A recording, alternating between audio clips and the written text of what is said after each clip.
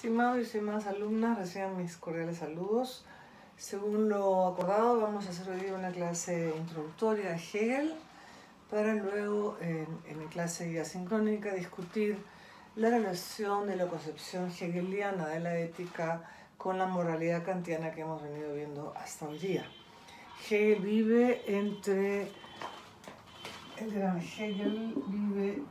1770 y 1831.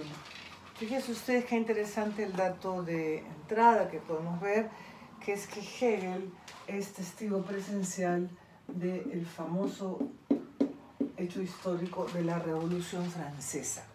Hegel tiene exactamente 19 años cuando se da este momento de ruptura en la historia de la humanidad, cuando se cuestionan hasta entonces las tradiciones absolutamente indiscutibles como son el feudalismo, el régimen feudal, el poder de la monarquía, el poder de lo religioso, de toda tradición.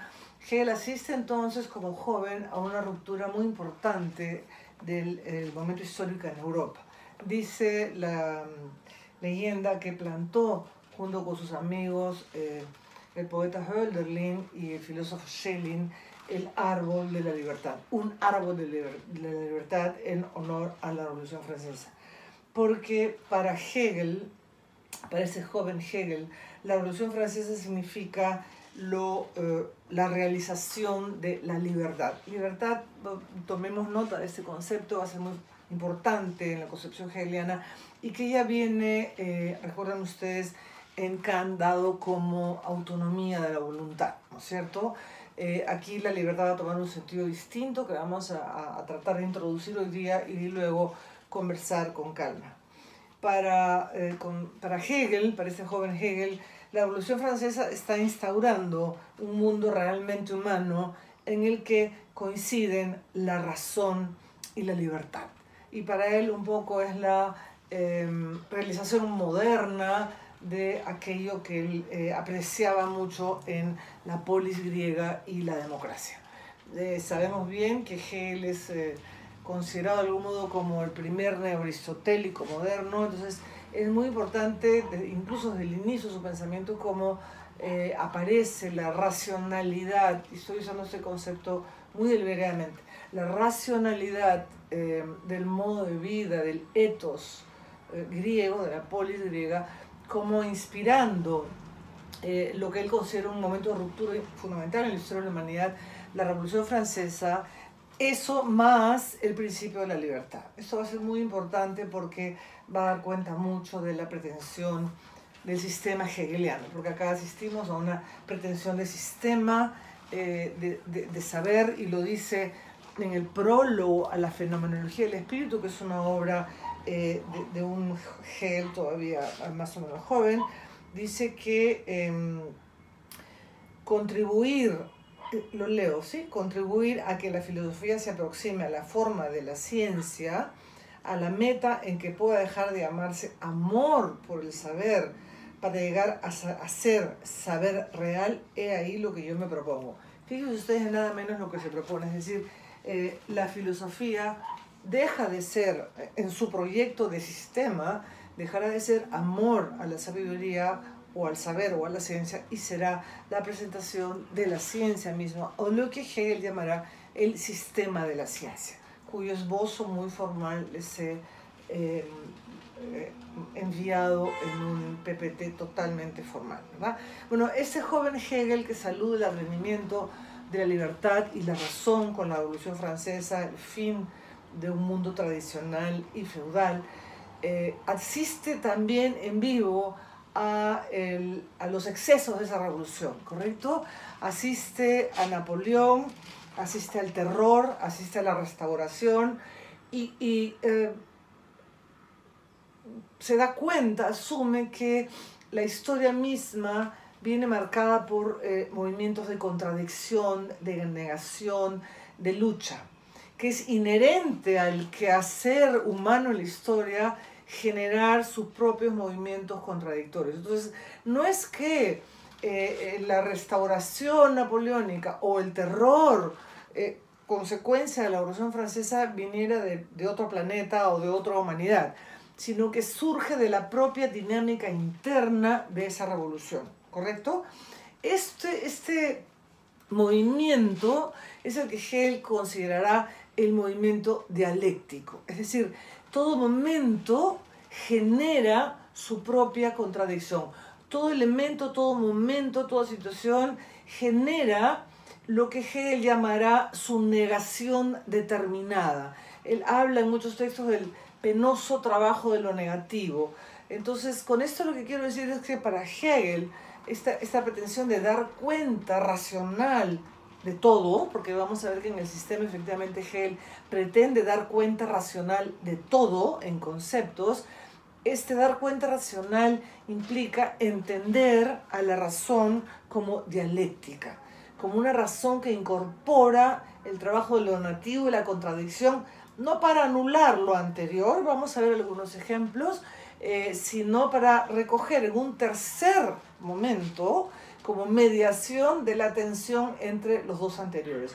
Entonces, dicho en jerga que se ha mal usado mucho tiempo, que se ha banalizado, digamos, Hegel asume que la razón comprende dialécticamente la historia y que cada momento afirmativo, digamos, una tesis A, genera desde dentro de sí mismo su propia negación, que sería la antítesis, ¿sí?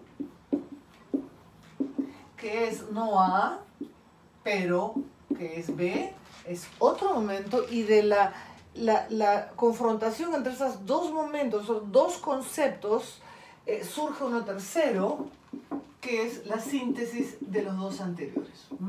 Entonces, la razón de Hegel es el que anuncia que ya no será amor a la sabiduría, sino a la sabiduría misma, a la ciencia misma, asume que el despliegue de la razón es un despliegue dialéctico, entonces da cuenta de los conceptos, de la historia, de todo, porque el sistema hegeliano, como veremos, pretende abarcarlo todo, es el despliegue de una razón dialéctica. Por eso dice Hegel en el prefacio de la filosofía del derecho que ustedes tienen, una de sus frases más importantes, y es un texto posterior donde él da cuenta de su trabajo para sus lectores, dice Hegel, quiero ponerlo en orden, todo lo que es real es racional, todo lo que es real es racional,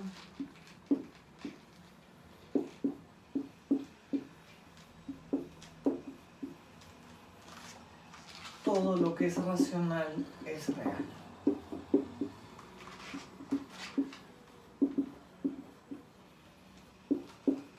Es real. Esta frase ya de un Hegel maduro implica efectivamente que dar cuenta racional de lo que es realmente dar cuenta de todo. Por eso dice Hegel también en ese texto, la filosofía es su tiempo captado en conceptos, ¿sí? La filosofía es una época captada en pensamientos, captada en conceptos. Y de ese aprenderlo todo en conceptos es precisamente eso es lo que se propone el sistema hegeliano. Aprenderlo todo o la totalidad no significa, sin embargo, ponerse en una dinámica de un sujeto frente a un objeto, sustancia, ¿no es cierto?, del cual se va a dar cuenta, como da cuenta la teoría del conocimiento, sea esta racionalista a lo Descartes o empirista a lo Locke o Hume, ¿no es cierto? Precisamente lo que Hegel quiere hacer, y esta es otra de sus grandes afirmaciones, hay que concebir la sustancia como sujeto, ¿no? Lo que es como proceso de su propio llegar a ser lo que es. Entonces hay una afirmación muy interesante que hace Hegel, que dice, esta totalidad que se busca aprender, este todo es lo verdadero,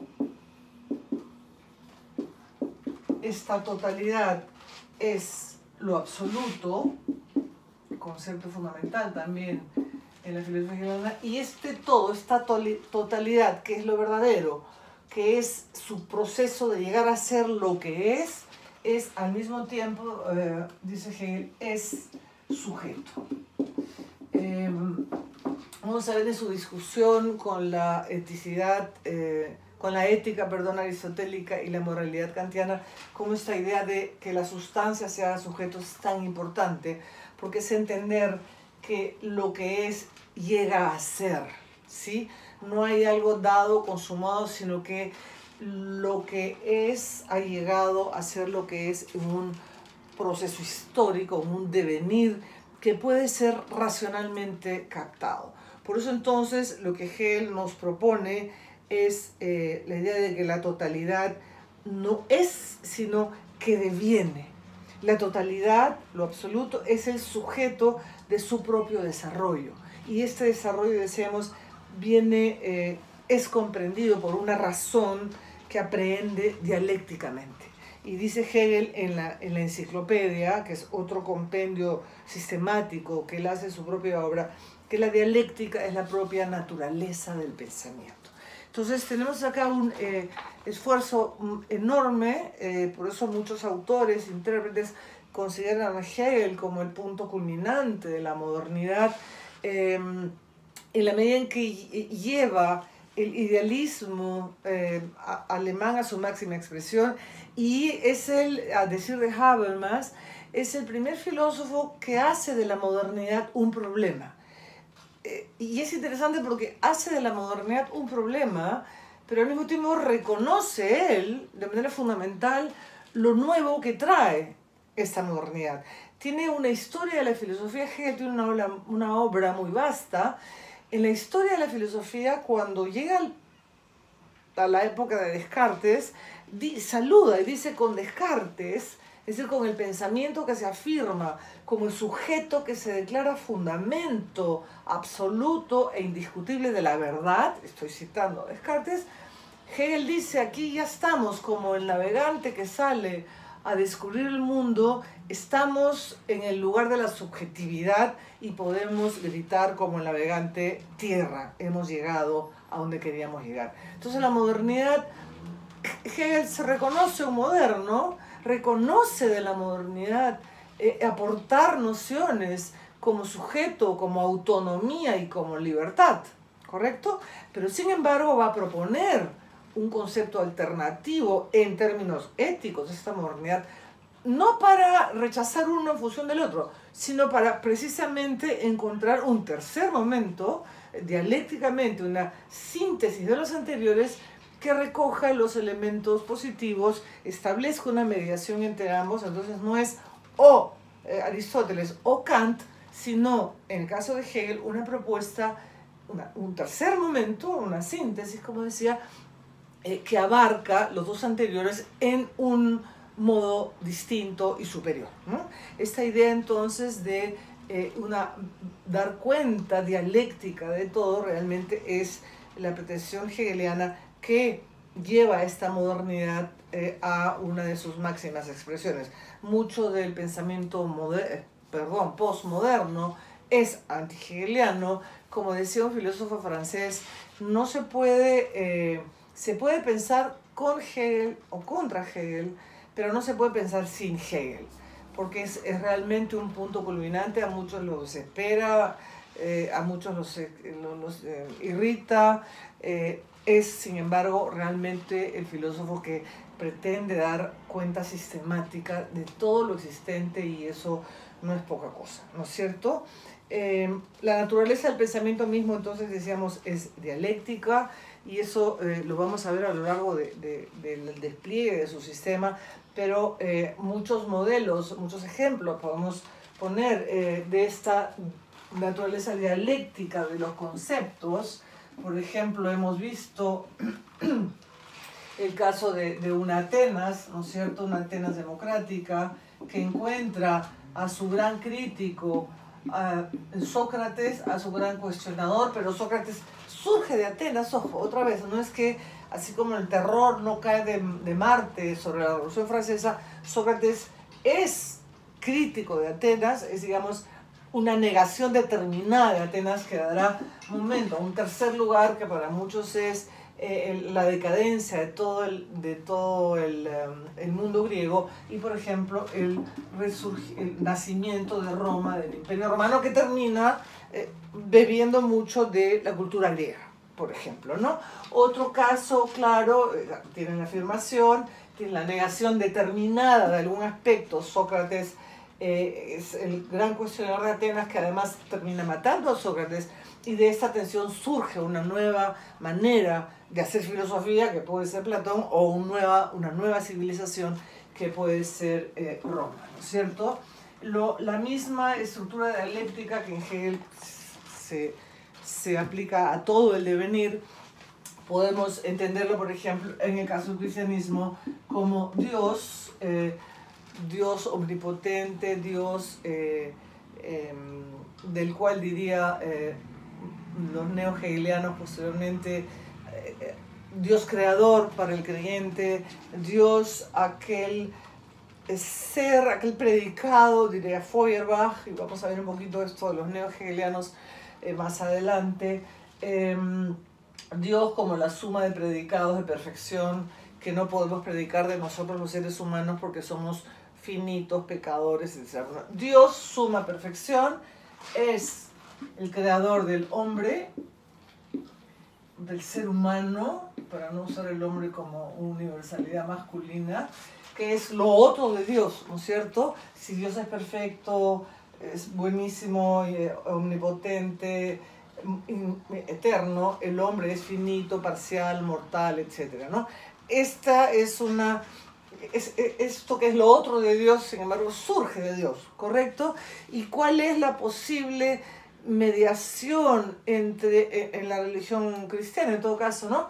Entre el Dios y su negación, que sin embargo es creada por él? Por eso el concepto de negación determinada es muy importante, ¿no? No es lo totalmente otro, sino es que surge de ello mismo, pero que al mismo tiempo lo niega en aspectos determinados. La mediación sería, en la religión cristiana, la figura de Cristo, que es Dios y hombre, pero es Cristo, ¿no? Es un tercer momento que surge del conflicto de los anteriores para plantearse una nueva realidad, un nuevo concepto. Entonces, cuando decimos que lo real es racional y lo racional es real, decimos realmente que en Hegel hay una pretensión de dar cuenta racional de todo, ¿sí? Y por eso es que cuando se habla del sistema, se habla realmente de una pretensión de una racionalidad sistemática, o sea, es un sistema que pretende efectivamente dar cuenta de toda la realidad, y vamos a ver qué es toda la realidad. Pero lo importante ahora es tomar en cuenta que aprehenderlo todo, captar su tiempo en conceptos, concebir la sustancia como sujeto, es dialéctico, es decir, es marcado por ese momento de la negatividad, y el tercer momento que es la mediación del enfrentamiento entre los dos anteriores, es el famoso movimiento de la Aufhebung, la superación de esta tensión, de esta contradicción, de esta negación determinada en un tercer momento que recoge y lleva a una unidad superior los dos anteriores, ¿no? Quisiera leerles un pasaje de la lógica de Hegel, la lógica grande, donde hay el despliegue del concepto, la idea, etcétera, donde Hegel describe esta naturaleza dialéctica de su manera de entenderlo todo, y dice: la única manera de lograr el progreso científico, y cuya sencillísima inteligencia merece nuestra esencial preocupación, es el reconocimiento de la proposición lógica, que afirma que lo negativo es a la vez positivo, o que lo contradictorio no se resuelve en un cero, en una nada abstracta, sino solo esencialmente en la negación de su contenido particular. Es decir, que tal negación no es cualquier negación, sino la negación de aquella cosa determinada, que se resuelve, y por eso es una negación determinada. Por consiguiente, en el resultado está contenido esencialmente aquello de lo cual resulta. al mismo tiempo que la resultante, es decir, la negación, es una negación determinada, tiene un contenido.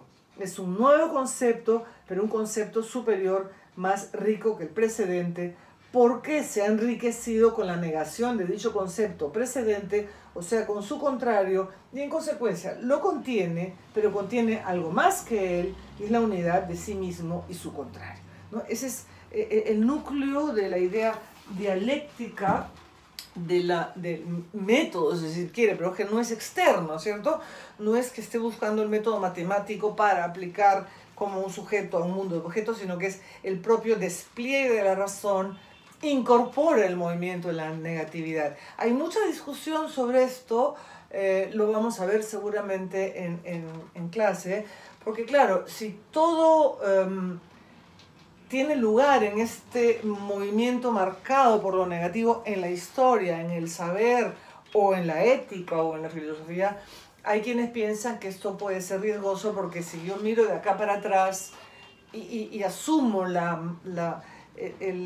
poder de lo negativo, entonces todo cabe, todo puede tener lugar. Pero en fin, esas son discusiones que podemos tener luego. Perdón. Entonces, esa es la pretensión hegeliana de esta racionalidad dialéctica, esa razón dialéctica pretende dar cuenta de todo, y en esta totalidad, como está indicado en ese esquema que le mandé, cuando decimos todo, realmente todo, y ahí está la enciclopedia de las ciencias filosóficas, porque este sistema abarca la naturaleza, ¿correcto? El espíritu, concepto clave para nosotros, y la lógica. Filosofía de la naturaleza, filosofía del espíritu y la lógica, que es el pensamiento, el plano del puro concepto. Ese es el sistema hegeliano, que será como totalidad, digamos, el despliegue, ya dicho en jerga hegeliana, de la idea que se pone como naturaleza lo que es en sí ese reino de la objetividad que no se sabe, asimismo que no se piensa, que no es conciencia de sí, el espíritu que es lo humano, ¿sí? Y la lógica que es el reino de la idea, el puro despliegue de sí mismo, la idea en y para sí. Acá hablamos del espíritu como la idea para sí, o sea, como conciencia, ¿de acuerdo? Que es el ser humano. Entonces, este es el concepto de espíritu, es donde nosotros vamos a concentrarnos, porque es precisamente de algún modo lo que la filosofía hegeliana quiere recuperar, por decirlo de algún modo, de los contrastes del pensamiento moderno, de un racionalismo, dice Hegel, dice Heine, también en esos famosos textos irónicos, Heine, el poeta contemporáneo de Marx, que al racionalismo se le perdió el cuerpo, el empirismo se le perdió el alma, ¿no?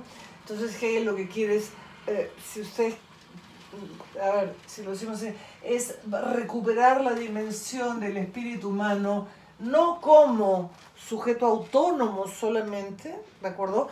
Ni solamente como teoría del conocimiento empírica que niega la historicidad del hombre, sino que el espíritu, la filosofía del espíritu hegeliana quiere retomar la vida humana, la vitalidad humana, nuestro actuar entre y con otros, esta voluntad que actúa, que crea modos de vivir, que crea cultura, esa libertad que al actuar genera cultura, instituciones, lazos, vínculos, ese espíritu, eso humano en toda su complejidad, es lo que la filosofía de Hegel quiere en este terreno recuperar. Por supuesto que tiene una filosofía de la naturaleza y tiene una ciencia de la lógica impresionante, pero nosotros nos vamos a concentrar en esto que desde el punto de vista de la ética, que es lo que nosotros estamos trabajando, es la reivindicación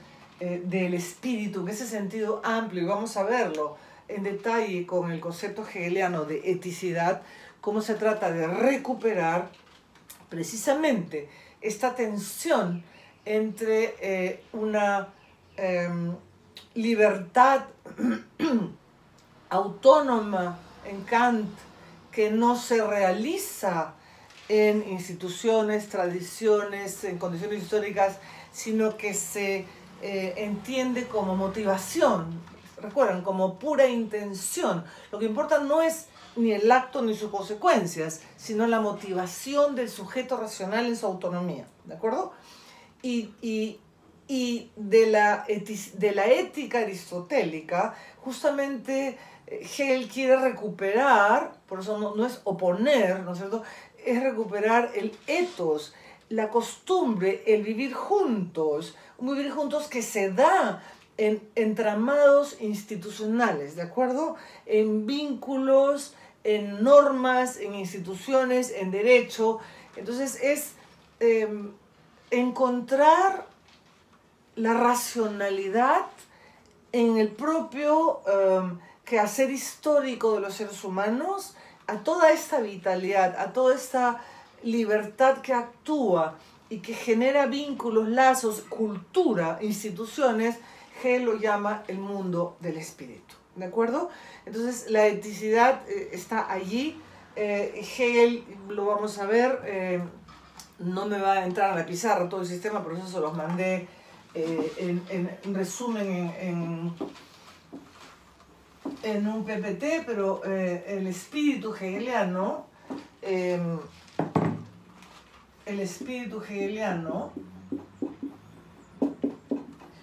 tiene otra vez tres. No hay nada en Hegel que no sea triádico, ¿sí? Porque cada momento, cada concepto genera su contradicción determinada, su negación determinada, y la mediación entre ambos genera un tercero, ¿de acuerdo? Entonces, en el caso exactamente igual del espíritu hegeliano, encontramos una tríada que ya se las he señalado, que es la tríada del espíritu subjetivo, ¿sí?, el espíritu objetivo y el espíritu absoluto. Absoluto. Y la eticidad hegeliana, el famoso nuevo concepto que Hegel propone para resolver esta tensión entre la autonomía y la libertad kantiana y el ethos vivido aristotélico, va a ubicarse aquí. Entonces nosotros vamos a entrar a trabajar la concepción de la ética hegeliana, que es una propuesta muy interesante precisamente porque recoge los dos grandes modelos previos, recoge el romanticismo, el intento de recuperar el espíritu humano, la vitalidad humana, la creatividad humana y su siempre estar dentro de contextos históricos particulares. No hay una vida de la subjetividad autónoma fuera de la historia. Eso es un poco lo que Hegel quiere decir con espíritu objetivo, que es precisamente la acción humana, la libertad humana que actúa, ¿sí?, creando un mundo objetivo, no por oposición al sujeto, sino que se hace historia, que crea la historia a través de su acción. Entonces vamos a concentrarnos aquí en el espíritu objetivo, en el cual los seres humanos actúan y hacen historia y viven en contextos históricos siempre. Entonces no es, insisto, crear el concepto de eticidad para oponerlo a Kant, sino es justamente buscar una mediación en la ética entre el ethos aristotélico, la comunidad, que hace decir Aristóteles que la vida de la forma superior de la vida ética es la política, ¿correcto? Cuando en Kant la moralidad es la autonomía del sujeto racional, que no tiene nada que ver con la legalidad, que es otro plano, digamos, de la vida en común en un Estado, que por supuesto Kant también sabe, pero no es esencial a la moralidad. Como sabemos, la moralidad reside en esta autonomía racional de una voluntad libre que se da a sí misma. Leyes universales, ¿correcto? O la ley universal del deber. Precisamente Hegel, a través del concepto de eticidad, palabra que no existía, que viene de Sitten, de costumbre, es el Sittlichkeit, eticidad, por eso se distingue de ética, quiere precisamente resolver esta tensión y poder juntar los logros de una modernidad en términos de la afirmación de un sujeto autónomo y que se autofundamenta, ¿no? De Descartes en adelante, que da cuenta de sí, y el plano de la vida común, el plano de formas de vida que tienen su propia racionalidad, ¿correcto? Que se dan en un contexto histórico y que por lo tanto implican una racionalidad en la historia, una condición histórica que el pensamiento de Hegel, en esta su mirada dialéctica de venir de todo, del hacerse de todo, de hacer de la sustancia sujeto, quiere plantearnos para el tema que nos ocupa, que es el de la ética. Espero que esto haya resultado más o menos claro. Podemos aclarar todo lo que ustedes crean conveniente y luego entrar a discutir la crítica de Hegel a la moralidad kantiana y su propia propuesta en el famoso concepto de eticidad que veremos más adelante. Muchas gracias por su atención.